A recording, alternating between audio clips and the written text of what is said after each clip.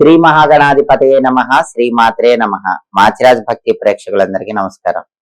ఫిబ్రవరి 21వ తేదీ నుంచి ఫిబ్రవరి 28వ తేదీ వరకు మేషాది ద్వాదశ రాశులకి రాశి ఫలితాలు ఎలా ఉంటాయో, అలాగే ఏ గ్రహాలు అనుకూలిస్తాయో, ఏ గ్రహాలు వ్యతిరేకంగా ఉన్నాయో, వ్యతిరేక గ్రహాల అనుకూలత కోసం పాటించాల్సిన పరిహారాలు ఏంటో, ఏ దేవీ దేవతల ఆలయ దర్శనం చేయాలో, ఎలాంటి మంత్రాలు జపించుకోవాలో, ఎటువంటి స్తోత్రాలు చదువుకోవాలో, గోమాతకు ఎలాంటి ఆహారం తినిపించాలో, ఎలాంటి దానాలు ఇవ్వాలో, ఫిబ్రవరి 21 నుంచి ఫిబ్రవరి 28 వరకు ద్వాదశ రాశులకి రాశి ఫలితాలు ఎలా ఉన్నాయో ఈ వీడియోలో మనం తెలుసుకుందాం. తదుపరి వృశ్చిక రాశి. వృశ్చిక రాశి వాళ్ళకి ఫిబ్రవరి 21వ తేదీ నుంచి ఫిబ్రవరి 28వ తేదీ వరకు రాశి ఫలితాలు పరిశీలిస్తే, వృశ్చిక రాశి వాళ్ళకి సూర్యుడు 4వ స్థానంలో సంచారం చేస్తూ వ్యతిరేక ఫలితాలు ఇస్తున్నాడు. అర్ధాష్టమ రవిదోషం ఉంది. అర్ధాష్టమ రవిదోషం ఉన్నప్పుడు ఏం జరుగుతుందంటే, మీరు ఎంత కష్టపడ్డా సరే ఫలితం వేరే వాళ్ళకి వెళ్ళిపోతూ ఉంటుంది. కాబట్టి ఆఫీసులో అందరి వర్క్ మీ నెత్తి మీద వేసుకొని మీరు చేసినా కూడా క్రెడిట్ వేరే వాళ్ళకి వెళ్ళిపోతుంది. కాబట్టి మీ పని మీరు చేసుకోండి. అలాగే మీరు ఎక్కువ కష్టపడ్డా కూడా ఫలితం క్రెడిట్ వేరే వాళ్ళకి వెళ్ళిపోతూ ఉంటుంది. సహనంతో మీ పని మీరు చేసుకుంటూ ముందుకు వెళ్ళండి. అర్ధాష్టమ రవిదోషం ఉంది కాబట్టి ఆఫీసులో శత్రువులు పెరుగుతారు. కాబట్టి శత్రువుల విషయంలో కొంచెం అప్రమత్తంగా ఉండండి. బాస్ తో కేర్ఫుల్ గా మాట్లాడండి, కొలీగ్స్ తో కేర్ఫుల్ గా మాట్లాడండి.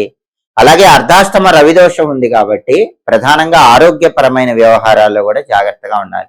వేళకు ఆహారం తీసుకోవటం, సరైన సమయానికి నిద్రించడం చాలా అవసరం. లేకపోతే ఆరోగ్యపరంగా కొద్దిగా వృశ్చిక రాశి వాళ్ళకి ఇబ్బందులు ఎదురయ్యే సూచనలు ఉంటాయి. అలాగే తండ్రి వైపు బంధువులతో కూడా జాగ్రత్తగా మాట్లాడాలి. వాళ్ళ వల్ల కూడా కొన్ని ఇబ్బందులు ఉంటాయి. వాళ్ళు కూడా లేనిపోని విభేదాలు కలిగింపజేయడానికి ప్రయత్నాలు చేస్తూ ఉంటారు. ఈ అర్ధాష్టమ రవిదోషం మొత్తం తొలగింపజేసుకోవాలంటే నానబెట్టిన గోధుమలు బెల్లంతో కలిపి ఆవుకు తినిపించాలి. కేజింబావు గోధుమలు ఎర్ర వస్త్రంలో మూటగట్టి బ్రాహ్మణుడికి దానం ఇచ్చుకోవాలి. అలాగే సూర్యుడికి అధిష్టాన దైవం విష్ణుమూర్తి కాబట్టి ఓం నమో నారాయణాయ అష్టాక్షరి మంత్రాన్ని రోజు 21 సార్లు చదవాలి. విష్ణు సహస్రనామ స్తోత్రం చాంటింగ్ వినాలి. ఇవి చేసుకుంటే అర్ధాష్టమ రవిదోషం వల్ల సూర్యుడిచ్చే వ్యతిరేక ఫలితాలు తొలగిపోతాయి. అలాగే వృశ్చిక రాశి వాళ్ళకి బుధుడు 4వ స్థానంలో అద్భుతంగా యోగిస్తున్నాడు. బుధుడు మాత్రం చాలా బాగున్నాడు కాబట్టి వృశ్చిక రాశి విద్యార్థులకు చాలా అనుకూలమైన సమయం. కాంపిటేటివ్ ఎగ్జామ్స్ రాస్తే మంచి ర్యాంకులు వస్తాయి. అలాగే కావలసిన కాలేజీల్లో కానీ స్కూళ్లలో కానీ సీట్లు వచ్చే అవకాశం ఉంది. వృశ్చిక రాశి నిరుద్యోగులకు కూడా బ్రహ్మాండమైన టైం. అర్హతకు తగిన ఉద్యోగం వచ్చే అవకాశాలు ఉన్నాయి. క్వాలిఫికేషన్కి తగిన జాబు మంచి ప్యాకేజ్తో వచ్చే అవకాశం ఉంది. ఇంటర్వ్యూలో సెలెక్ట్ అవుతారు. వ్యాపారంలో కూడా ఊహించిన దానికంటే ఎక్కువ లాభాలు వస్తాయి.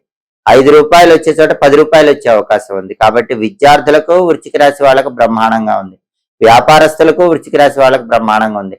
నిరుద్యోగులకు చాలా అద్భుతమైన ప్యాకేజ్తో కొత్త జాబ్ వచ్చే అవకాశాలు ఉన్నాయి. బుధుడు ఫేవరబుల్ గా ఉన్నాడు కాబట్టి ఈ ప్రయోజనాలు కలుగుతాయి. అలాగే వృశ్చిక రాశి వాళ్ళకు శుక్రుడు 4వ స్థానంలో యోగిస్తున్నాడు. శుక్రుడి బలం కూడా బ్రహ్మాండంగా ఉంది. కాబట్టి వాహన యోగం ఉంది. బండి కానీ కారు కానీ కొనుక్కోవటానికి చేసే ప్రయత్నాలు వృశ్చిక రాశి వాళ్ళకి చాలా సులభంగా అనుకూల ఫలితాలను ఇస్తాయి. కొత్త బండి కొనటానికి, కొత్త కారు కొనుక్కోవటానికి వృశ్చిక రాశి వాళ్ళకి బలం ఎక్కువగా ఉంది. అలాగే టెక్స్టైల్, లేడీస్ ఎంపోరియం, బొటిక్ లాంటి వ్యాపారాల్లో లాభాలు వచ్చే సూచనలు ఉన్నాయి.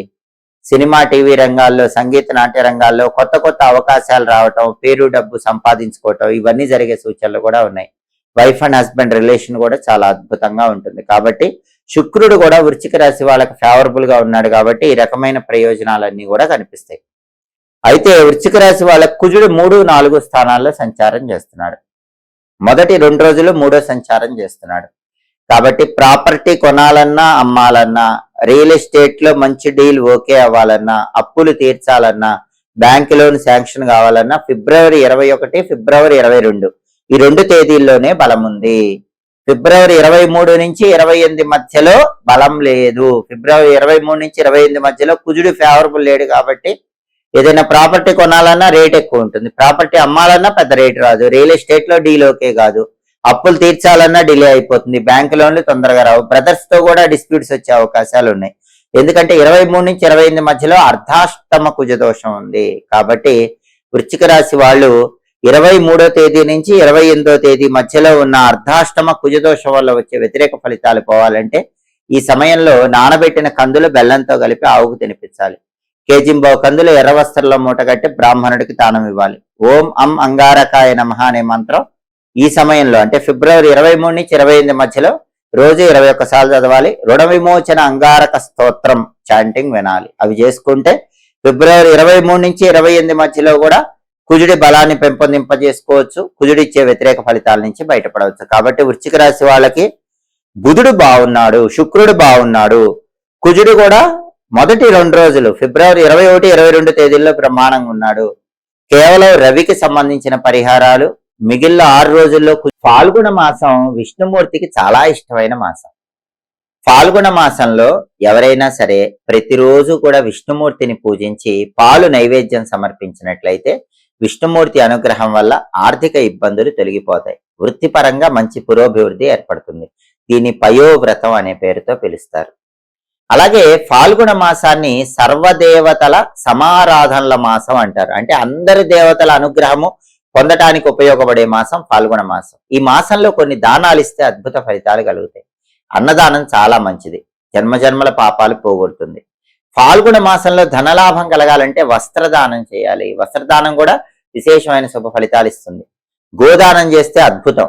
అసలు ప్రత్యక్ష గోవును ఫాల్గుణ మాసంలో వైష్ణవ ఆలయానికి దానంగా ఇస్తే తిరుగులేని విధంగా కోట్ల జన్మల పాపాలు పోతాయి. ప్రత్యక్ష గోవు ఇవ్వలేకపోతే వెండి, రాగి, పంచలోహాలు, ఇత్తడి ఇలా ఏదైనా లోహంతో చేసిన గోవును దానం ఇచ్చినా కూడా మంచిది.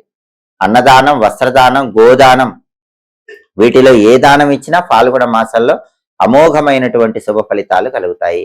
అలాగే ఫాల్గుణ మాసంలో శుక్లపక్షంలో వచ్చే తదియ రోజు శివపార్వతులను పూజిస్తే సంవత్సరం పాటు శివపార్వతుల అనుగ్రహం ఉంటుంది. ఈ మాసంలో పుత్ర గణపతి వ్రతం అని ఒక ప్రత్యేకమైన వ్రతం చేసుకుంటారు. చాలా గొప్ప వ్రతం. ఎవరికైనా ఆడపిల్లలే ఉండి మగపిల్లలు పుట్టక ఇబ్బంది పడుతూ ఉంటే వాళ్ళందరూ కూడా ఫాల్గుణ మాసంలో శుక్లపక్షంలో వచ్చే చవితి రోజు పుత్ర గణపతి వ్రతం చేస్తారు. అంటే ఆ రోజు గణపతిని గన్నేరు పుష్పాలతో, గన్నేరు ఆకులతో పూజించి గణపతికి అటుకులు బెల్లం నైవేద్యం పెట్టి 8 సంవత్సరాల్లోపు పిల్లలకు వాటిని పంచి పెడతారు. దీన్నే పుత్ర గణపతి వ్రతం అంటారు.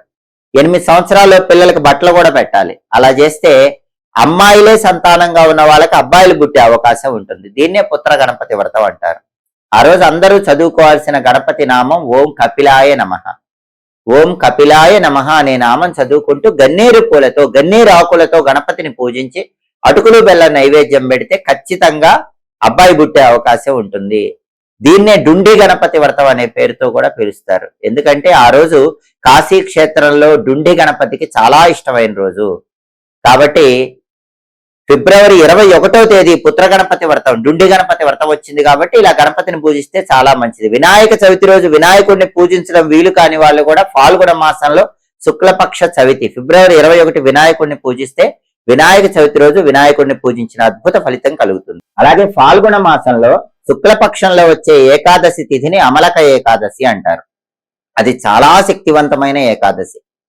ఈ అమలక ఏకాదశి రోజు ఎవరైనా ఉసిరిక చెట్టు దగ్గర ఆవు నెయ్యితో దీపం పెడితే 100 యజ్ఞాలు చేసిన ఫలితం కలుగుతుందని స్కాంద పురాణం, భవిష్యోత్తర పురాణం, పద్మ పురాణంలో చెప్పారు.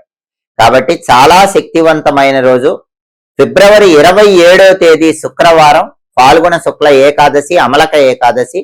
ఆ రోజు తప్పకుండా ఉసిరిక చెట్టు దగ్గర ఆవు నెయ్యితో దీపం పెట్టండి. 100 యజ్ఞాలు చేసిన ఫలితం వస్తుంది. ఆ రోజు ఉసిరికాయ దీపాలు పెడితే కూడా జన్మజన్మల దరిద్రాలు తొలగిపోతాయి. ఆర్థిక ఇబ్బందులు పోవాలన్నా, అప్పులు తీరాలన్నా, ఆదాయ మార్గాలు పెరగాలన్నా ఫిబ్రవరి 27 శుక్రవారం అమలక ఏకాదశి రోజు ఉసిరికాయ పైన పెచ్చు తీసి ఆవు నెయ్యిలో ముంచిన పువ్వొత్తేసి దీపం పెట్టండి. ఈ ఉసిరిక దీపాలు వెలిగిస్తే చాలా మంచిది. లేదా ఉసిరికాయలు దానం ఇవ్వండి, పండ్లు దానం ఇవ్వండి. ఉసిరికాయలు, పండ్లు దానం ఇచ్చినా కూడా అమలక ఏకాదశి రోజు తప్పకుండా ఆర్థిక ఇబ్బందుల నుంచి తొందరలోనే బయటపడచ్చు. ఫాల్గుణ శుక్ల ద్వాదశిని నృసింహ ద్వాదశి అంటారు. అది ఫిబ్రవరి 28వ తేదీ వచ్చింది. ఫిబ్రవరి 28 శనివారం నృసింహ ద్వాదశి.